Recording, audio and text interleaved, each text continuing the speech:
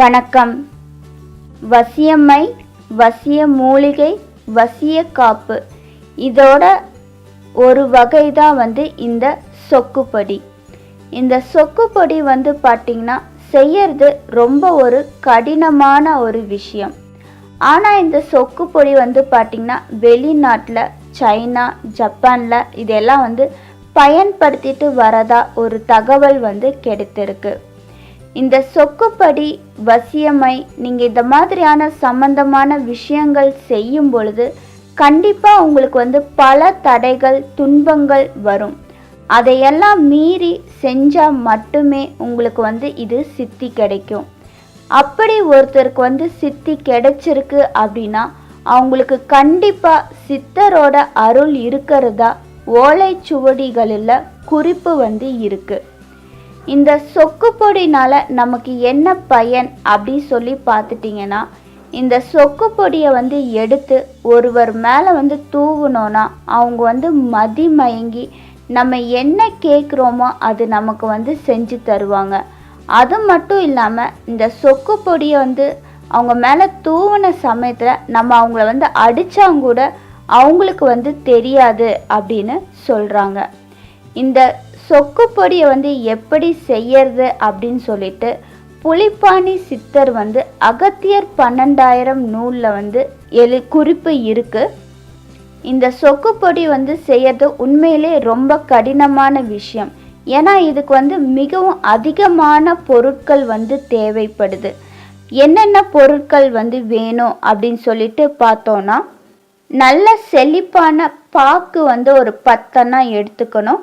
இது கூட அப்பை கோவைக்கிழங்கு, நிலப்பனக்கிழங்கு, தாளிவேர், பேயத்தி வேர், ஆலம் வேர், குப்பை மேனி வேர், வேலை வேர், கலர்ஞ்சி வேர். இந்த வேரையெல்லாம் பார்த்திங்கன்னா நமக்கு நாட்டு மருத்துவ கடையில் கிடைக்குதுன்னு சொல்லிட்டு வாங்கக்கூடாது. இந்த சொக்குப்பொடி யார் பயன்படுத்தணும்னு நினைக்கிறாங்களோ அவங்க சுத்தபத்தமாக இருந்து தங்களுடைய பச்சி அதிகாரத்துக்குரிய நாள் இருக்கிற அன்னைக்கு சாபம் நிவர்த்தி செய்து முறைப்படி இந்த வேரையெல்லாம் எடுக்கணும். இந்த வேரையெல்லாம் எடுத்த பிறகு இது கூட நம்ம 2 முக்கியமான விஷயங்கள் நம்ம சேர்க்கணும். என்ன முக்கியமான விஷயங்கள் அப்படி சொல்லி பார்த்துட்டோன்னா, முதலாவதா பைத்தியம் பிடித்து இறந்து போனவருடைய சாம்பலும் மண்டை ஓடும் தேவைப்படும். இரண்டாவது, ஊமையா வாழ்ந்து நல்லபடியா இறந்தவரோட மண்டையோடு தேவைப்படும்.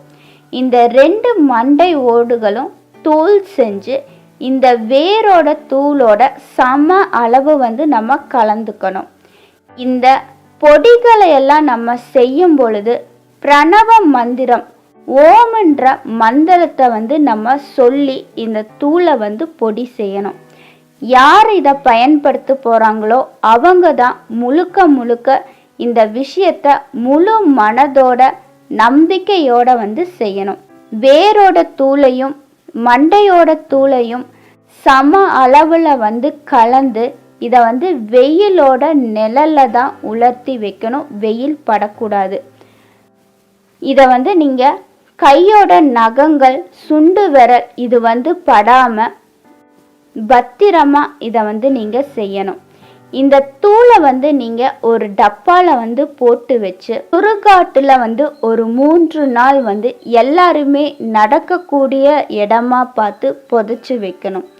ஒரு 3 நாள் கழித்து இதை நம்ம வீட்டுக்கு எடுத்துட்டு நீங்கள் 1 லட்சம் வரை ஓம்ன்ற பிரணவ மந்திரத்தை சொல்லி அந்த மந்திரத்தை நீங்கள் சித்திப்படுத்தியிருக்கணும்.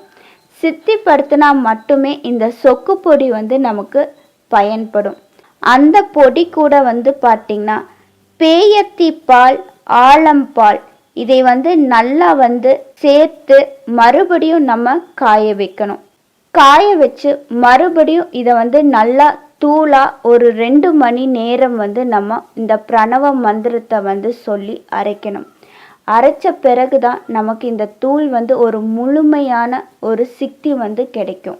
இந்த சொக்கு பொடியை தூவுனவங்க மதி மயக்கத்திலிருந்து தெளிவு செய்யணும்னா அவங்க மேலே நம்ம கொஞ்சம் தண்ணீர் மட்டும் தெளிச்சா போதும். நன்றி.